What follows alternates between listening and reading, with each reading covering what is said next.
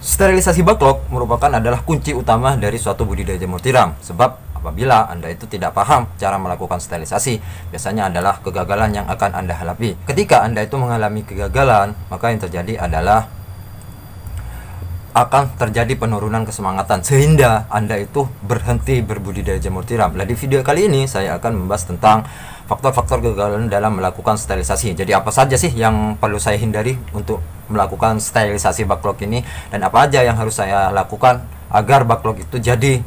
Di video kali ini saya akan membahas tentang faktor kegagalan dalam melakukan sterilisasi backlog. Namun sebelum saya melanjutkan video ini, bagi Anda yang belum subscribe, silahkan subscribe terlebih dahulu agar Anda tuh tidak ketinggalan informasi-informasi terbaru dalam dunia seputar jamur tiram. Oke, poin yang pertama, agar Anda itu kegagalannya itu bisa diminimalisir. Poin yang pertama, apabila Anda itu melakukan sterilisasi backlog menggunakan drum atau menggunakan tong, Anda itu yang diperhatikan adalah tentang lapisan. Jadi biasanya lapisannya tuh teman-teman tuh menggunakan sungkup plastik. Jadi sungkup plastik itu harus berapa lapis, Mas? Jadi minimal Anda itu menggunakan 3 lapis sungkup plastik. Jadi ketika Anda itu melakukan penataan pada sterilisasi menggunakan alat tong atau alat drum, itu lapisannya itu menggunakan 3 lapis agar uap yang kita dapatkan itu tidak keluar. Dan keuntungannya lagi ketika kita menggunakan 3 lapis, yaitu ketika tekanannya itu sangat tinggi sekali, maka plastik tersebut itu tidak mudah sobek atau tidak mudah bocor. Jadi itu keuntungannya. Ketika plastik itu bocor, maka yang terjadi adalah ketidakmatangan suatu media tersebut. Jadi itu sangat diperhatikan apabila ini cocok bagi para sahabat-sahabat jamur untuk pemula yang menggunakan alat sterilisasi menggunakan tong atau menggunakan drum. Jadi itulah poin yang pertama yang perlu Anda perhatikan adalah tentang lapisan. Terus yang kedua adalah tinggi air. Jadi tinggi air ini apabila Anda itu melakukan sterilisasi, tinggi air yang Anda harus diperhatikan karena setiap alat sterilisasi itu berbeda-beda, banyak sedikitnya airnya itu. Nah, di sini saya akan mengajari para sahabat-sahabat jamur menggunakan alat yang sederhana, jadi yang murah tapi itu hasilnya tuh sama dengan yang mahal. Jadi menggunakan tong itu tinggi airnya tuh kurang lebih kisaran 20 sampai 30 cm.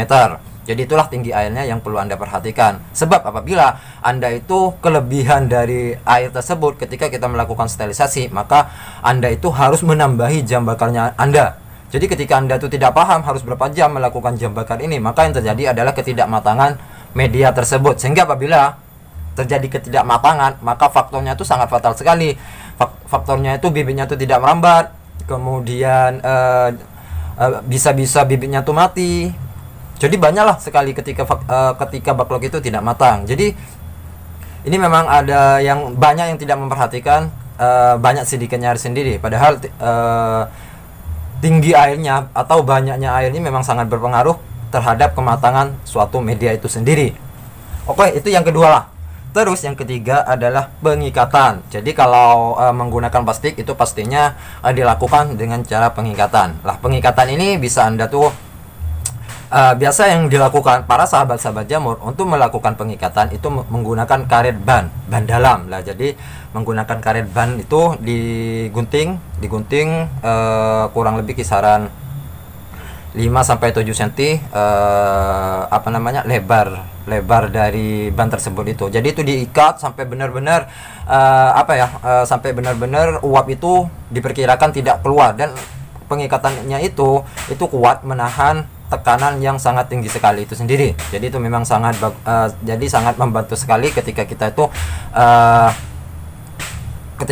pada suhu tekanan yang tinggi. Jadi itulah biasanya tuh minimal tuh digunakan 3 ban dalam itu. Minimal itu sudah. Jadi pengikatan apabila Anda itu tidak apabila pengikatannya itu sangat minim sekali, biasanya tuh mudah ngowos atau mudah lepas ketika alat tersebut itu mengalami tekanan yang sangat tinggi. Jadi itu pengikatannya itu memang sangat penting sekali ya. Jadi itulah yang ketiga. Terus yang keempat ini adalah kemasan steril backlog. Lamanya sterilisasi backlog, maksudnya itu lamanya sterilisasi backlog. setiap alat, setiap kapasitas backlog itu lamanya tuh sangat berbeda-beda sekali antara menggunakan alat tong, kemudian menggunakan alat beton, bahkan menggunakan alat yang modifan. Biasanya tuh teman-teman ada yang kapasitasnya 250, yang tong tuh dimodif, itu ada yang 250, ada yang 500, bahkan ada yang 800. Itu berbeda-beda sekali jam bakarnya itu. Kalau menggunakan tong itu paling tidak 6 sampai 8 jam itu sudah pembakarannya. Tapi kalau sudah melebihi dari kapasitas 400 atau 800 itu sudah beda lagi jam bakarnya. Biasanya teman-teman itu kalau sudah melebihi 500 ke atas tuh jam bakarnya tuh kurang lebih kisaran 10 sampai 12 jam kita melakukan sterilisasi backlog itu. Jadi Anda tuh yang perlu Anda pahami adalah kenali dulu alat yang Anda mau gunakan. Menggunakan alat yang seperti apa? Kalau menggunakan alat yang sederhana, ya yang seperti saya sebutkan barusan, menggunakan alat tong atau menggunakan alat drum, itu kurang lebih kisaran sterilisasinya itu kisaran 6 sampai 8 jam. Jadi insya Allah itu sudah matang backlog tersebut dengan kapasitas 130 sampai 150 log. Kemudian yang kelima ini adalah alat yang kita gunakan, ya seperti yang disebutkan barusan pada poin yang keempat, adalah alat memang sangat berpengaruh sekali terhadap lama tidaknya suatu sterilisasi. Karena apabila alatnya itu berbeda, maka jam bakarnya itu disamakan, maka yang terjadi adalah ketidakmatangan suatu media itu sendiri. Jadi memang alat ini sangat membantu sekali untuk para sahabat-sahabat jamur.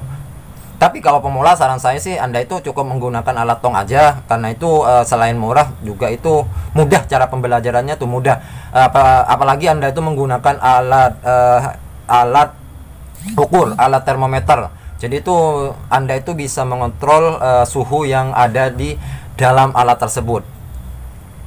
Jadi itulah mungkin faktor-faktor kegagalan dalam sterilisasi backlog. Jadi ini memang sangat penting untuk Anda ketahui, untuk para sahabat-sahabat jamur ketahui, agar Anda itu kegagalannya itu bisa diminimalisir. Karena apabila Anda itu masih pemula terus mengalami kegagalan yang tidak kita inginkan, biasanya tuh mudah putus asa sehingga itu berhenti di usaha tersebut. Jadi di sini saya akan memberitahu faktor-faktor apa yang harus Anda hindari dalam melakukan sterilisasi. Oke, mungkin cukup sekian video kali ini. Semoga video ini bisa bermanfaat untuk sahabat-sahabat jamur. Dan apabila Anda menyukai video ini, silahkan like dan share video ini agar video ini bisa bermanfaat untuk sahabat-sahabat jamur yang lainnya. Dan apabila Anda belum subscribe, silahkan subscribe terlebih dahulu agar Anda tuh tidak ketinggalan informasi-informasi terbaru dalam dunia seputar jamur tiram. Sampai jumpa di video saya selanjutnya, masih dalam dunia seputar jamur tiram. Salam pemuda tani.